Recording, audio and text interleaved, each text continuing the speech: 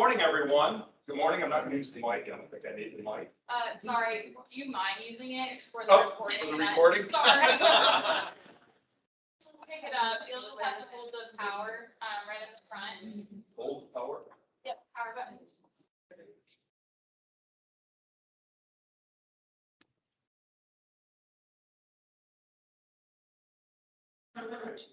Okay. Good morning. Good morning, everyone. There we go. Good morning, everyone, and welcome to our experience series. This used to be called Leadership for Small Business, and a couple years ago we pivoted because we saw how talent and workforce was becoming such a challenge for all of us, and just hiring, identifying the proper talent, and hiring and retaining our associates has become so critical in operating not only small and mid-sized businesses, but businesses of all sizes. I'm Don DePiero. I'm your president and CEO of the Columbus Chamber of Commerce. Isn't it great to just be seen and out and some level of normalcy again? You know, isn't that fantastic? I want you all to know that this is a casual morning. If you need to get up and get more food or coffee or use the restroom or whatever, please do so. Although, you know, please just also be cognizant of the folks around you as they pay attention. But like to thank all of you for being here and coming here. It's a full room too. It's absolutely fantastic. We especially like to thank our host this morning, GBQ, the largest locally based regional accounting and professional services firm. And you're going to hear in a minute from Darcy Congrove, who's not only our host this morning, the managing director of GBQ, but she's our board chair at the chamber. So be very nice to Darcy. She's fabulous, and we are just absolutely thrilled and fortunate. Thank you. Darcy leading the way for our board. The Experience Series is now focused solely on workforce, talent and workforce, and you're going to hear from a great panel in just a few minutes, although I'm not going to be the one honored enough to introduce them to you. You'll hear in just a minute. But we all know what the challenges are, especially right now. Just being able to pay for our talent and keep folks is such a challenge. So we hope that all of you pick up a few ideas this morning and take them with you and maybe apply them at your organizations. So with that, without further ado, please join me in welcoming Darcy Congrove, the managing director of GBQ, our host this morning. Don, I was a little surprised that you couldn't remember how to use a microphone. It's been a while. I know you know better, but it's been a while. It's been a while for all of us. Yeah. Well, thank you for being here. We're hosting, this is our second in-person event at GBQ. We had one last week that went off without a hitch, and we're happier people being able to see one another in person. So we're absolutely thrilled you're here. I was proud of myself that I was able to find my chamber name tag. So Kiri, I thought it was giving me a hard time that I can't find my GBQ name tag, but I found my chamber one. And I am really proud to be part of the chamber board. The chamber has done really great work over the last year and a half. What we found was that our businesses, our members really needed the resources that we had and really needed the help. And I think that our chamber has done some of the best work that it's done in its more than 100-year history. Through this time. We're really excited to be coming out of that to continue that work. Obviously, workforce is one of the biggest issues that all of us are dealing with. GBQ represents clients from kind of tiny startup in the tech space, coming out of incubators all the way to some of the biggest companies in town. And what we know that everyone has in common is the issue of talent and workforce. And so we're excited to hear from experts here today that can help us. So we're reviewing the life cycle of the employer-employee relationship today. Starting with the first interview and all the way through the offer and the rejection and all of the interactions that we have with the people that we hope to hire and the way that we can do that in the best way to create a productive connection and to hopefully get talent onto our teams. We're going to hear directly from a panel, and I'm going to let Kelly Fuller, who is our Vice President of Talent and Workforce, introduce the panel, and we'll get started.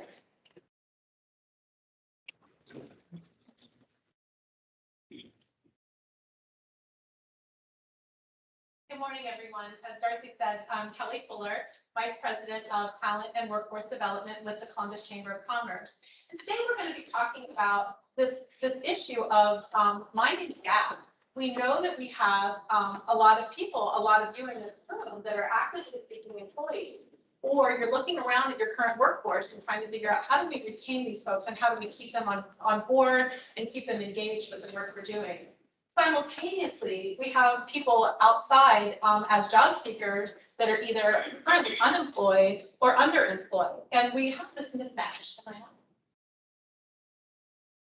All right, that's okay.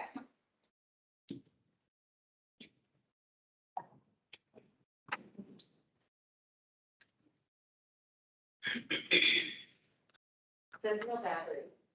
Be ready. Oh, you go for it. You keep going. Yeah, sorry about that. No worries. Is this good? Yep. All right, perfect. Thank you. Actually, I like this better. I feel more the host. Back to what I was saying. It's been a very challenging time. And the reality is there are no simple, easy answers to very complex problems like workforce. I mean, not only are we dealing with the current environment, but so many of the things that plagued us prior to COVID, dependable, reliable, safe childcare options for individuals, transportation, lots of choices out there for where to go and who to work for. So all of that was already in play.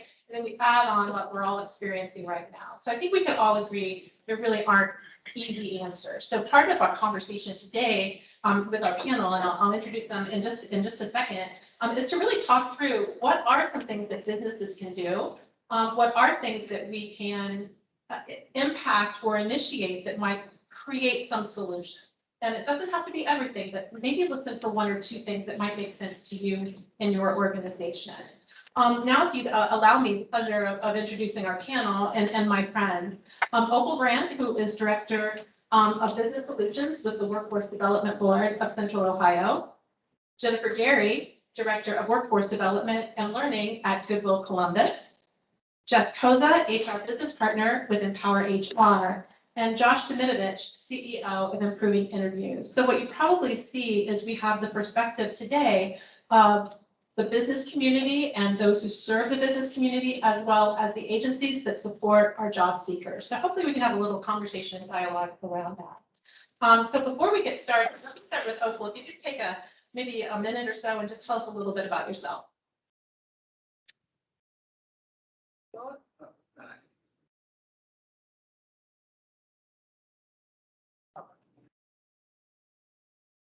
Good morning, everyone. First of all, I want to thank the chamber for allowing me to speak today. It's not working. Thank you for inviting me. Can you hear me? Okay, all right, awesome. As Kelly stated, my name is Opal Brandt. I am the Director of Business Solutions for the Workforce Development Board of Central Ohio. And what that essentially means is the Workforce Development Board is a forward-thinking workforce system. In my role as Director of Business Solutions, what we do is talk to businesses every day, just like many of you here, and to come up with short-term and long-term solutions to their talent needs. So we help them attract talent through a variety of resources, one with our partners in the workforce system, especially our Ohio Needs Job Center, and long-term strategies such as sector partnerships, work-based learning opportunities, things like that. So we're here as for businesses to help them connect with the workforce system and leverage those partners there. Good morning. I'm Jennifer Gary, and I'm with Goodwill Columbus. And I think the thing that we always want to promote the most about us is we understand and embrace the power of work and what that means for our customers. So what we strive to do and work on a continual basis is a few things. We want to take a holistic approach to our customers. We want to recruit diverse audiences. We want to upskill and reskill folks. And we want to connect with employers so that we can help them get from that first job to next best job and increase their economic mobility. So for us, any customer that walks through the door, I think Kelly had alluded to it earlier, either underemployed or unemployed, all of our customers fit into those two categories. So again, very holistic approach to try to help them eradicate some of the barriers that prevent them from being successful, but then walk alongside them as well so that we can help them attain success. Hi, good morning. I'm Jess Koza. I'm an HR business partner with Empower HR. Empower HR is a human resources outsourcing consulting firm. We provide HR solutions in terms of benefits support, payroll administration, and strategic HR solutions, sustainable HR solutions for our small to mid-sized clients. So we, on the HR team, support our clients in each stage of the employee life cycle, providing those HR strategic initiatives to help them grow their business and grow their people. Good morning, Josh Demidovich, CEO of Improving Interviews. Actually, I'm gonna move here so I don't have my back to you guys. We take the 84 million results that you get when you search interview prep and reduce that down to a focused strategy for each and every candidate that's going through. And by doing so, we increase the interview to hire ratios by about double. And so we've had a major impact on the workforce here in Columbus, and we're looking forward to having one nationally. Oh, perfect. Thank you, Jesse. That's really good. So in the last probably 12 to 14 months in my role at the chamber, I've met with, we're getting close to now 400 different businesses and local community members just to talk about workforce and what they're experiencing. And the number three, or the top three that keep coming back are hiring. Simply stated, where do we find people? How do we hire them? Second, how do we connect to alternative, and I use that term, pipelines that maybe we haven't pursued before? And the third, how do I connect with interns? So what I would suggest is those all three are hiring issues, right? Those are all businesses asking, where do we find people? How do we bring them on board? So I'd like to throw this out to you guys as a panel. What's the breakdown? I mean, what's going on here? Why, we have people that are looking for jobs. Where are some of those gaps that businesses are either seeing or they're just not aware of yet?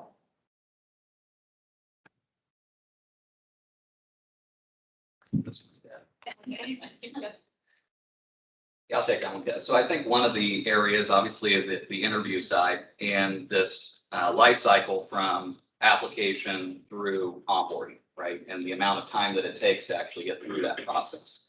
I think right now it's around 41 days. It's way too long. And so how do we reduce that time, maintain quality, screen in versus screen out, and really empower this relationship between employer and job seeker? There's been an historic wall between there and it's slowly coming down, but I think that we have a lot of work to do.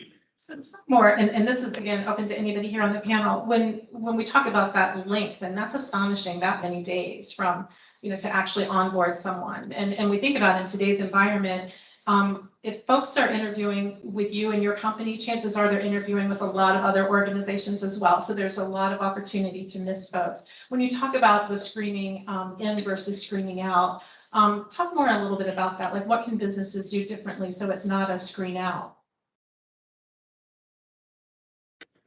I think one thing in particular that businesses need to do is, as we talked about, the length of the hiring process, and it's very real to us right now. I know we're hiring for position with the board, and we've had two people say, "Oh, I found something else already."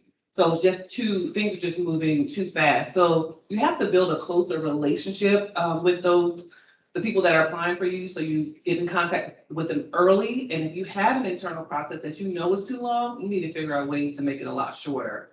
The other thing that, with our community partners, such as, Goodwill and other partners like that, I think it's important that businesses really take a look at developing those relationships, because our community partners that are working directly with individuals can help make sure that person builds the connection, understand what jobs that they're applying for. Because sometimes people are just the first one that says yes, that's where I'm going to. The first one has the highest dollar amount, that's where I'm going to. But sometimes if you're working lockstep with a community partner who is really helping coach someone through that process, then that person's making really informed decisions, and they have more patience to wait maybe for the right employer.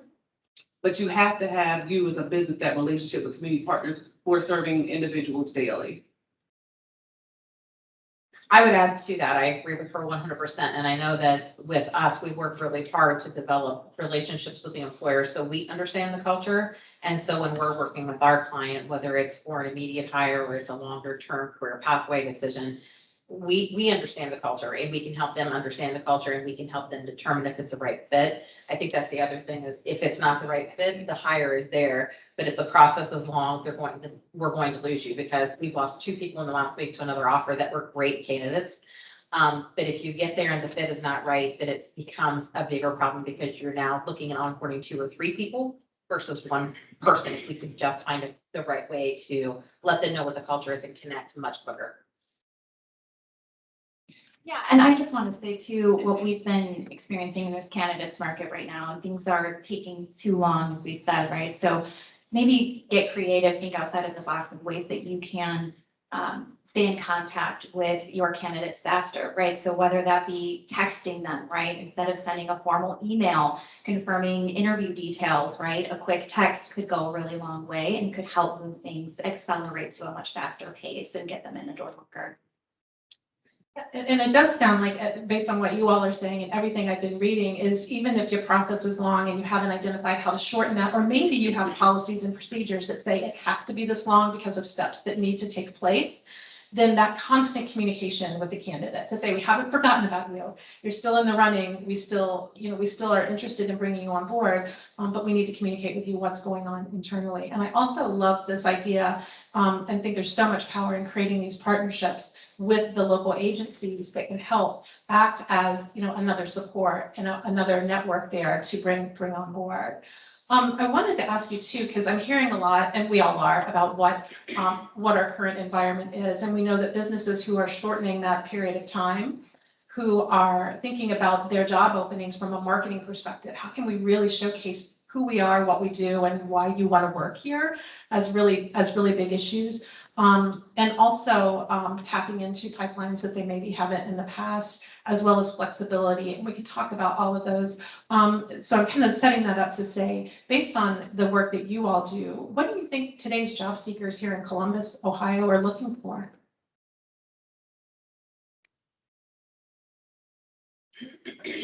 Sure. Today's job seekers, they're looking for a place where they can find their purpose. I think it's become a lot more than just a job to make a few dollars an hour. And some people, that's what they say they want, but that's not where they're going to stay. And we talked a little bit about culture. Be prepared to say what that means for you. What is culture? So as our partners like Goodwill and others are working with people individually, understanding what that culture is, like, what do you mean by that? So I think it's important that you are able to articulate that, because that's what's going to help the community partners prepare someone for that opportunity. And we talked a little bit, and I heard Kelly say about making adjustments. So if you are trying to recruit from different markets, whether it be millennials or whatever label you want to put, I think it's important to really understand what people are looking for and work to be flexible if you can, where it's appropriate, and I know there are a lot of great examples that some of our colleagues here can state, but I think it's important that you really take a look at what it is as you're looking to hire someone that you can change internally and be able to articulate what the opportunities are internally. So that's very important. So. Did anyone listen or see the dispatch.com last night, the Columbus Conversations? So I thought that was really interesting last night and relevant to what we're talking about today. And so they talked a lot about or job seekers want flexibility. And a lot of times that can mean a variety of things. It can mean, can I leave at 3 o'clock to pick up my kids? Can I come in late? What are childcare options available on site for some folks? Does it mean that, my benefits are different? I want to work part-time different, versus full-time. There were so many different ideas put out there that I think everything revolves around flexibility. Stephanie Hightower from the Columbus Server League made a really good comment. She said it's a hiring war right now. And so we have to figure out how we stay competitive with what we have to offer. We see that at Goodwill internally with our own hiring needs, but we talk to employers and that's what they're saying all the time is what are the candidates, asking for? They're asking for a lot.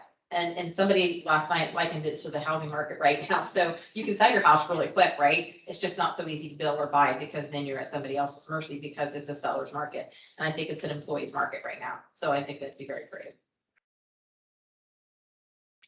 Yeah, in addition to flexibility, I mean, that's something I know we're going to be talking about a lot here today, but, job seekers today are also looking for shared values, right? So working for an employer that they believe in, right? You mentioned purpose earlier, right? So shared purposes, shared values, whether that be through sustainability, philanthropy, social impact is really important to job seekers today, especially those in younger generations. So also, taking a look at your diversity and inclusion initiatives, are you making concentrated efforts there to incorporate DEI in every stage of the employee life cycle? I think that's really, really important to job seekers today because they want to work for a company that they know has their backs and they have that shared values and purpose in common. Agree with everything they said, and specifically around the culture has to start at application. And 68% of candidates right now are judging the employee experience based on the candidate experience. And so when you think about how do you portray that culture early on, how do you attract good talent, it's got to start right at the beginning. And when we do that really well, we can attract the great talent, we can retain talent. And then we need to encourage that talent to grow and eventually leave us. And I think Opal or Jennifer had mentioned in our pre-call that, Amazon does a really good job of training people to leave them. The average tenure of an employee is 1.8 years. So we want to empower them before, during, and after they're an employee.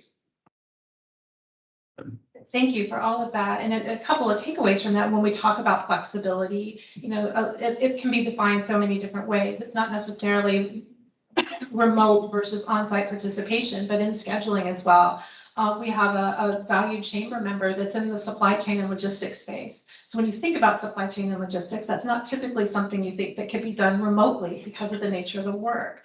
But what this particular business leader decided to do was recognizing that he was struggling with getting employees to come in during certain hours. And when having a conversation with this employees found out what was the problem was the schedule as designed did not allow them the time to get their children off to school and get their children back off the school bus.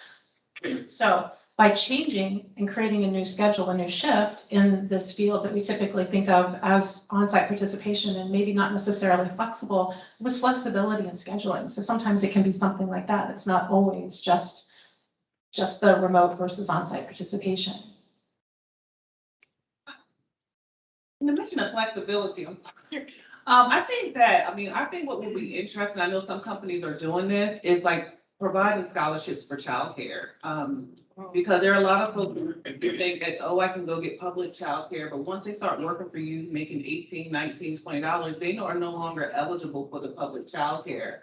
So what would it look like? And I don't know, for each of you and your companies to be able to provide some type of scholarship or some type of partnership with the childcare agency. I think that would be really powerful. Just really looking at your benefits package and seeing where you could be flexible. And that leads into the next question I have when we're talking about benefits and trying to win that war for talent, because we are in a war for talent. How do we become, the one that has the competitive advantage? And as we mentioned, childcare was problematic prior to the pandemic and continues to be, if not even more so. What are some other benefits or other advantages that you're seeing employers do that are valuable to today's job seeker? Yeah, we provide a lot of support in this area with the clients that we work with and empower. And, flexible scheduling is one, definitely.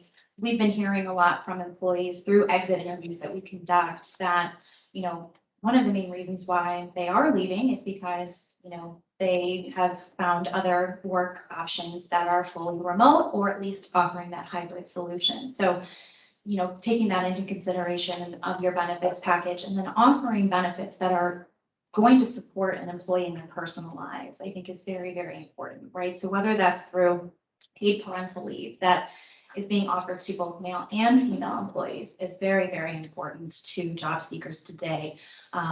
Flexible scheduling that supports them in their role as parents. And a lot of employees in those younger generations today who are looking to start families of their own, right?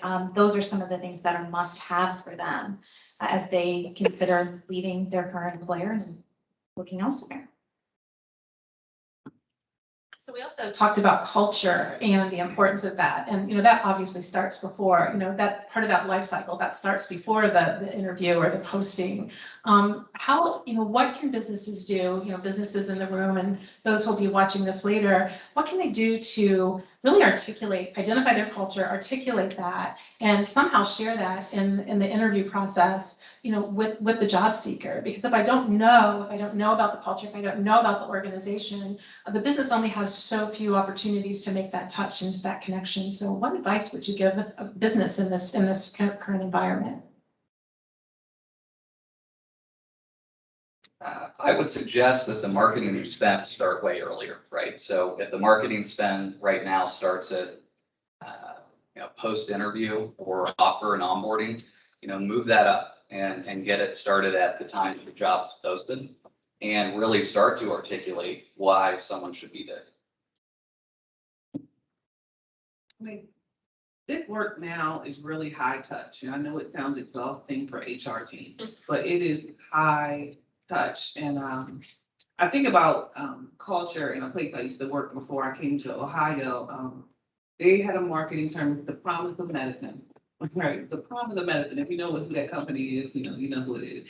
But I think that it starts with the first conversation, because you may not have the money for a huge marketing campaign or something like that, but we talked about what are ways that you can really articulate that. Like at the first call, hey, how you doing? It's really that first interaction, helping that person connect to who you are, and then caring about that person's growth when they're with you.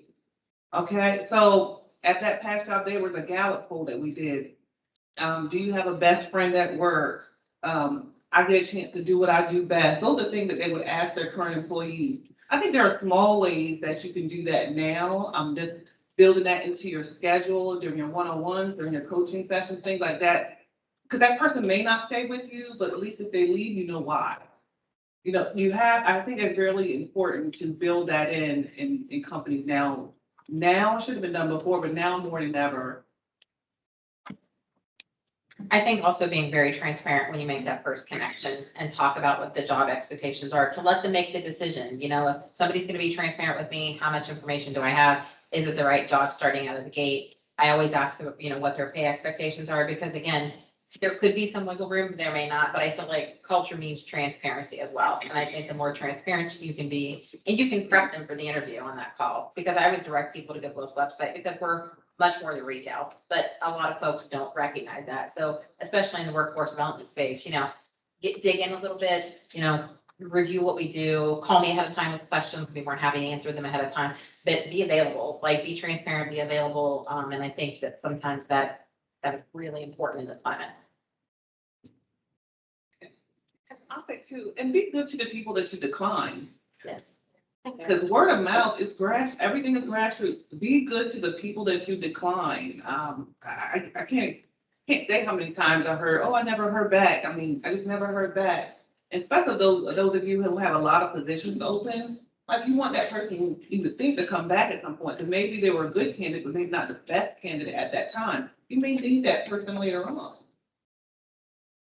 I'm glad you brought that up, Opal, because, some of the conversation that I've had with job seekers, in addition to meeting with our business partners, is I had an interview. It went so well. I had a second interview and that really went well. Hey, a third interview, they brought me back to meet the team I could be working with, and then radio silence. So what's going on there? What's happening in that interview process? And now I'm going to ask to think from the business perspective with the business leader and talent and acquisition folks. Where do we have opportunity there? Josh, do you see that happening as well and the folks that you're dealing with? Yeah, I gave an expensive option, move marketing budgets up. I think everyone here has alluded to a free option, communication. It doesn't cost us anything. It's a really nice way to improve your brand. The stat right now, 77% of employee or job seekers get ghosted. And that's the term of they never hear back after an interview. Some of them, I think 10%, never hear back after an offer. And so we look at that and we say, well, how can we improve, right? And it only takes an email, a text, working with your staffing agency if you're working with an agency. And there's automation tools out there to do it. And it really costs nothing to be able to increase your brand by providing feedback. And they deserve it, right? They spent time out of their day to come and talk to you and understand if it's a good fit. And the least that we owe that job seeker is to let them know where they stand. Josh, tell us more about never hear back after an offer. What does that look like? That's a great question. That was a stat that I just looked up last night. So from the time that someone says, okay, you know, we're going to offer you this position, and then for whatever reason, they're embarrassed, the position falls through, and all of a sudden they don't want to communicate out that that is, you know, no longer available for HR reasons, maybe legal reasons, whatever, you know, make-believe reasons there are for not communicating with somebody about that. So it's really about that not wanting to let somebody know bad news. And we got to get better about delivering bad news because that's better than no news. Can I add one thing to that? Like, I know that I'm looking at Elizabeth, we work with Jewish Family Services a lot. If we have really great candidates and like for some reason it was a hard decision, but you know, somebody is really, really good, strong, I'm more than happy to share that client. Like, you know, call them and say, hey, I know there's a position open with Jewish Family. We work with them closely. If you like our culture, it could align well for you.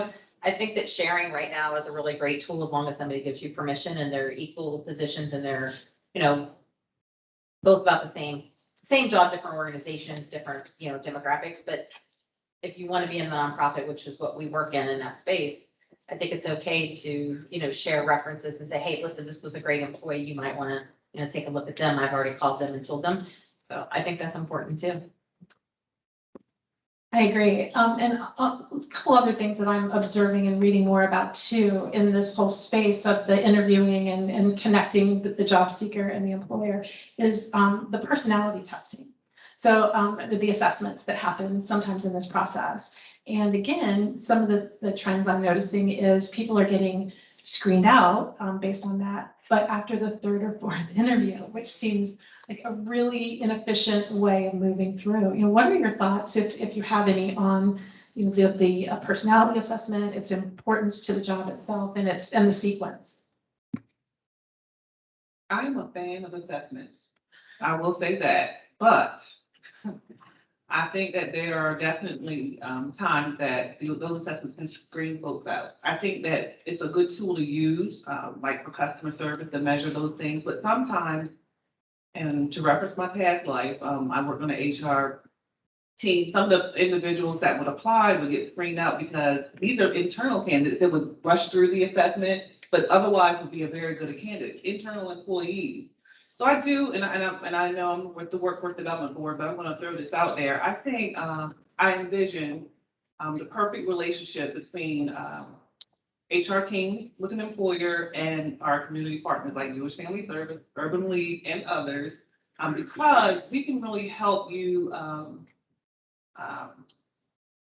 connect with the individual. So for example, if you have a personality assessment and you're looking for customer service, we'll be able to help that person make sure that they're taking their time in applying for that job and they're not rushing through, things like that. Not answering the questions for a person, but especially in times like this, you know, we understand that you don't have the bandwidth for a lot of this high touch work, but that's what the workforce development system is here to help you do.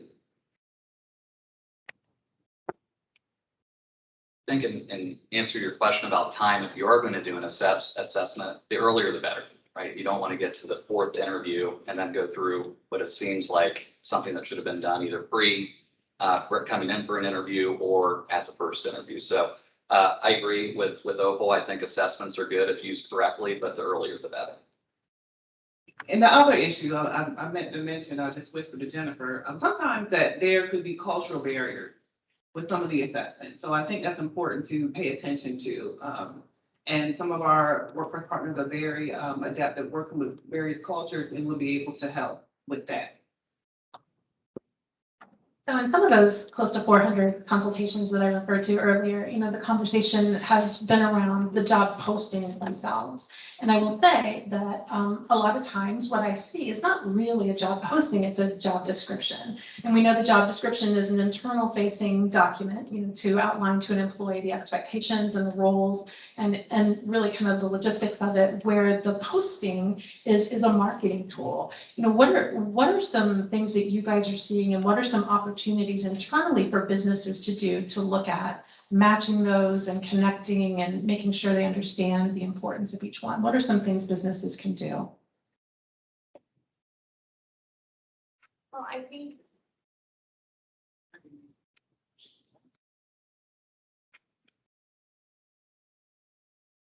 Sorry. Okay, there we go.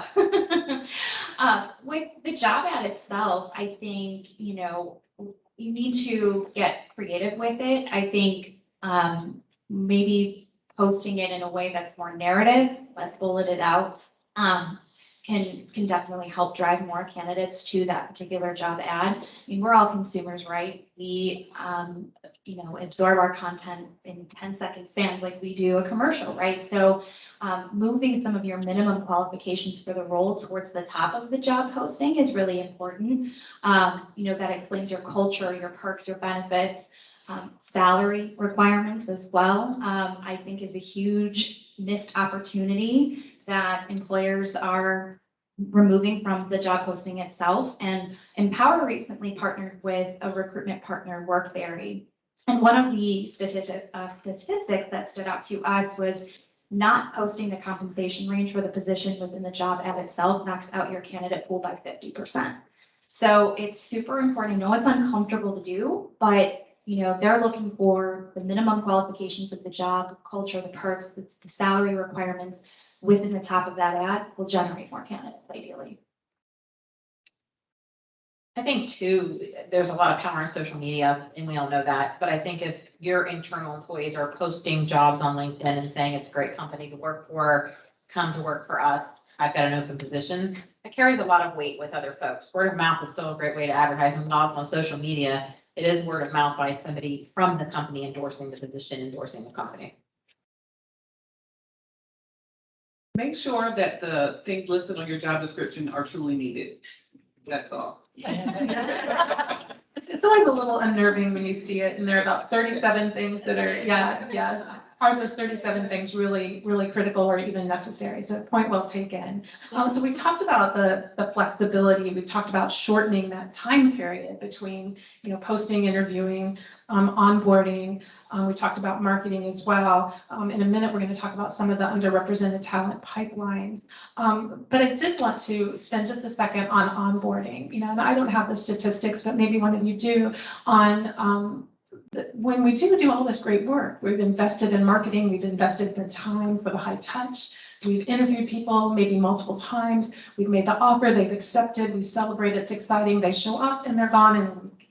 So that's kind of reflective of what's happened during that onboarding, because everything seemed to be so good until we get to that point. So talk about what is a really effective onboarding process, what should it look like, what could we do as business leaders to enhance and improve that? Well, I think this slide is not working today, is it? Well, I'm creating an onboarding experience that is engaging, defined, and structured is crucial to long-term retention. So, a successful onboarding program does a number of things, right? It conveys your organizational brand, sets the tone for your culture, defines those performance expectations, how performance is going to be measured long-term, and then gives our new hires those tools and resources to produce more effectively and quicker. So you mentioned statistics. So we work a lot with SHRM at Empower HR, and one of the onboarding statistics that stood out to me was, defining or creating an onboarding experience that is engaging, structured, leads to 50% greater new hire productivity, and then 69% of employees are more likely to stay with their employers for 3+ years if they have that white glove onboarding experience. So There's a number of ways that employers can add successful onboarding tools to their current process, whether that be defining a 30, 60, 90-day onboarding program, where you are clearly defining what those expectations are from a performance perspective, kind of a checklist, so to say, of what they'll need to be able to learn and do within each of those crucial milestones. We found that to be very effective. Adding something like a mentorship or a buddy program, right, where you're pairing a new hire with a more experienced member of the team, helping them get acclimated to the culture, answer those questions that maybe they wouldn't necessarily want to go to their manager for, right, around, hey, how do we do things here? You know, what are our processes? What are our goals, right? How do I fit into the big picture? I think is really important to implement. And then, you know, just making sure that you're checking in with your new hire regularly, setting those, you know, touch points at each of those different milestones, getting a feel for how their experience has been, looking for feedback. Have I done enough for you as your manager? Do you feel supported? Do you feel like you've received the proper training? And then just implementing, you know, a structured and thorough training program where they're meeting with key employees within their function, different functions, so they can get a really good feel for culture and process and how they fit into the big picture. Thank you for that, Jess, and I really appreciate the comment about, you know, asking what their experience has been like so far too. You know, that constant, you know, how are you feeling? What are you thinking? You know, what can we do better? How has this experience been for you? As we're, you know, thinking too through the lens of the job seeker, and in this case, now we've onboarded them successfully, the new hire.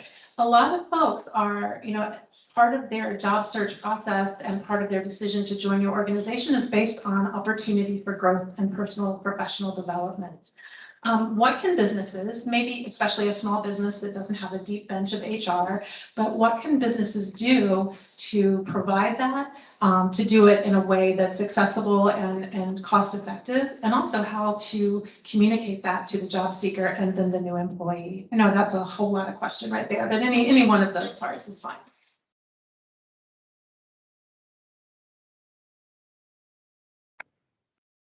I mean, I think that it's important that the small businesses or any businesses help the employee understand the growth opportunities there. And if there aren't any immediate ones, I mean, there just aren't.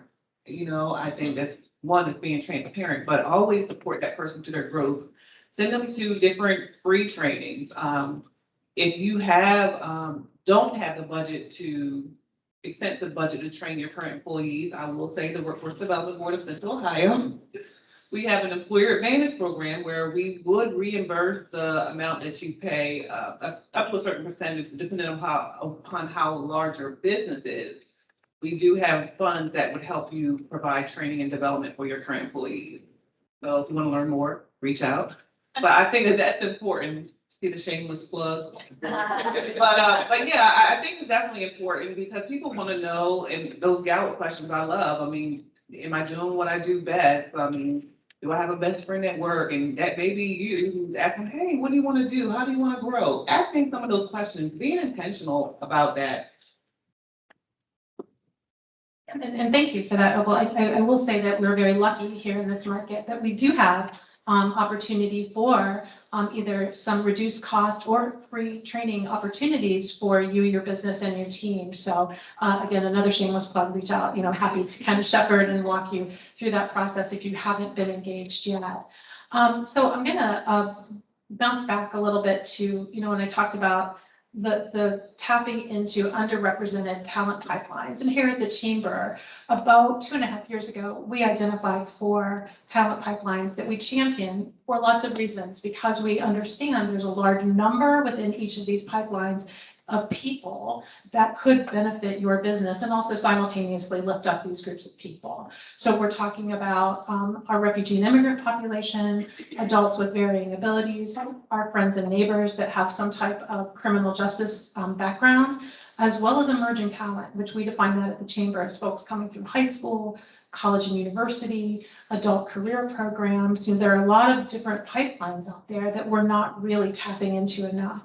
So from each of your perspectives and the roles that you have, how can businesses get started with that? You know, if I pick maybe one of those pipelines or two, you know, what's the next best step?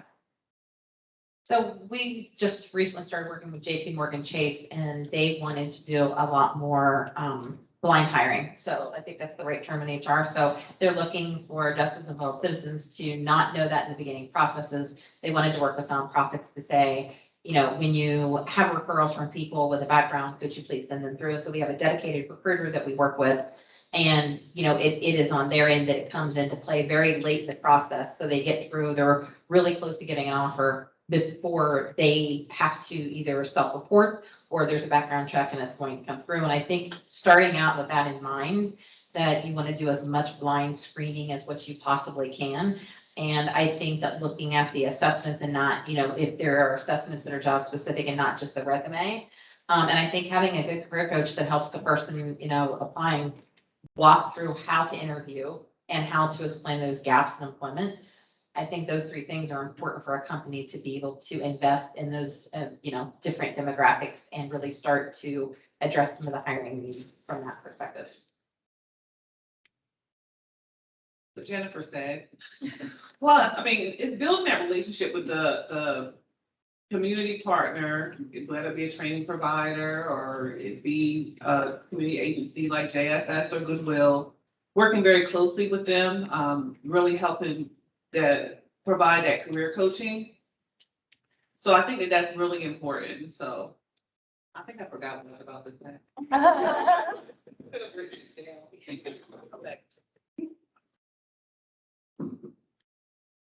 So we've talked a lot about some potential solutions around a very complex issue. You know, I wish probably more than anybody that I could come forward and say, here's the magic bullet, you know, here's what's going to address and solve your problem.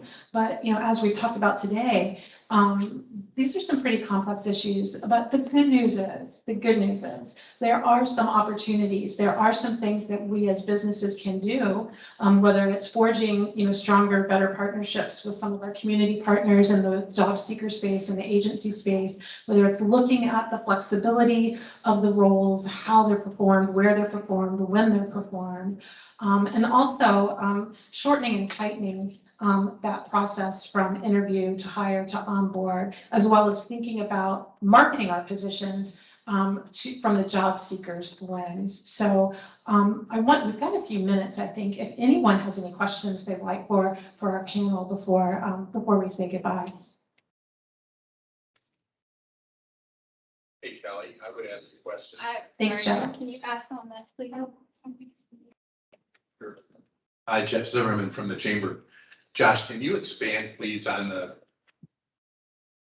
comment, 1.8 years, train people to have them leave comment that you shared? It's counterintuitive, I'm sure, for most of us. And if 1.8 is truly the time span, there's a lot of energy that we spoke of today to turn someone loose, turnover, and energy to make all of that employee engagement happen. Appreciate hearing more about that. Yeah. So the 1.8 years is the average lifespan of an employee, like Jeff mentioned. The training that we would talk about, I think, was it Opal or Jennifer, related to Amazon. And there's a commercial, I actually never noticed this until we had this conversation last week, and I was telling you that this morning, where there's a commercial of Amazon where there's a gentleman who was working for Amazon, wanted to be a nurse, and Amazon basically helped him get there. And I think that what that shows is an understanding that we're not going to have these relationships with these employees forever, and that's an okay thing.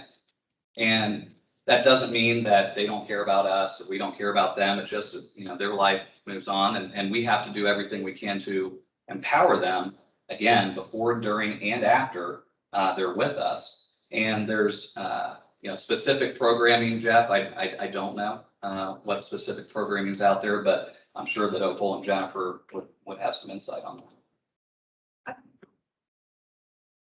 Yeah, I remember that conversation. So I think it's just the gig economy is not going away. It's just not. I think it's important, especially for businesses, to understand that just it's some of the nature of the job that you have.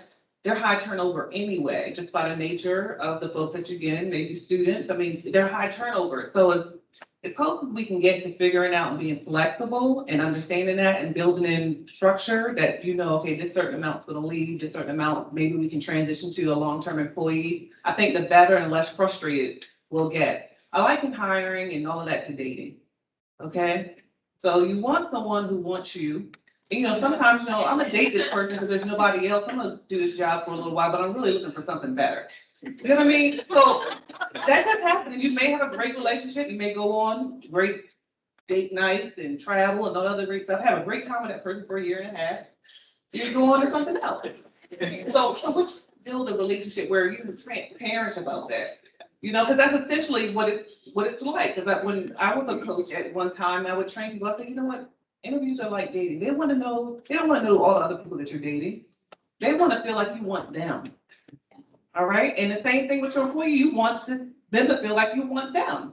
And if they say, hey, you know, I really enjoy this relationship, but you know, I'm looking for something a little better. Okay. You can help that person find their next best. Never, ever have I likened our work to dating. That's great. I'm going to use it from now on.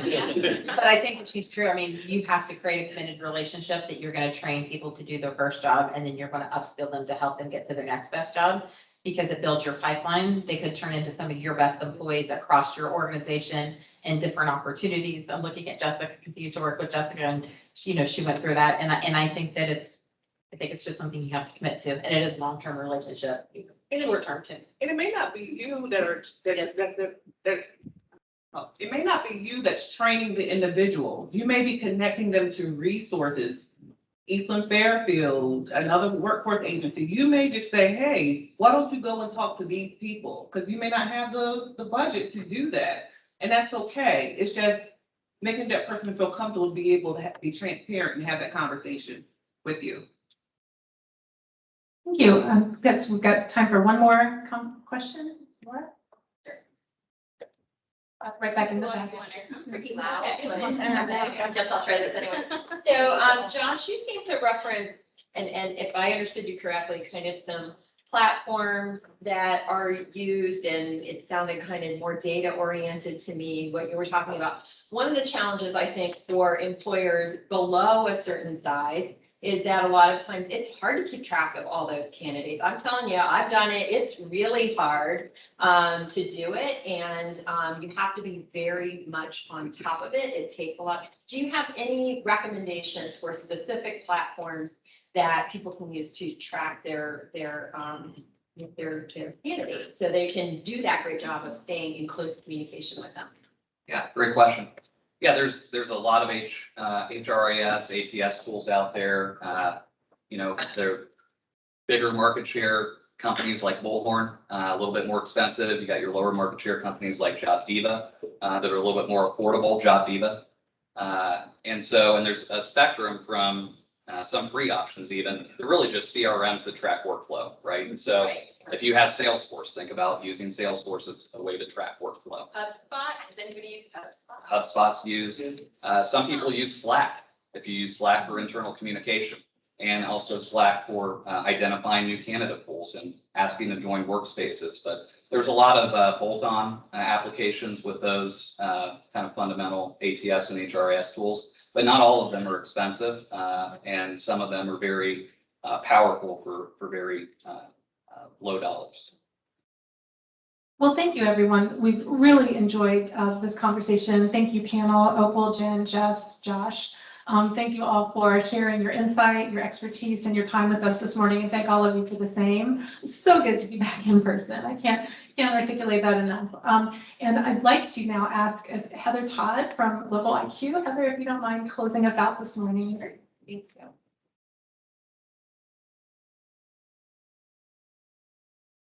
This was a lot of fun. I really like hearing all the answers that you guys had. I do come from a different perspective. So I work with Local IQ and USA Today as a multimedia specialist. And it is a pleasure to be here with you guys to wrap up this important conversation. And I'm very excited to be here to quickly paint the scope of what we do as the expertise and the resources that we bring to the table to our clients. And I just wanted to go over, because I know sometimes there might be questions about local IQ and USH&A network and how they kind of work together. I do want to say that we provide sought after award-winning journalism to over 260 local media brands across 46 states. So the power of our reach and the network is really truly unmatched, and that's part of locally, regionally, and nationally. Our educational and informative editorial content is vital resource, and that reaches 1 out of every 2 adults in the United States. And there's about 140 million unique visitors to our website per month. And we are able to truly see this large impact, especially with the COVID pandemic. It was just staggering to see how many millions of people were seeking trusted content and really looking on that on a daily basis.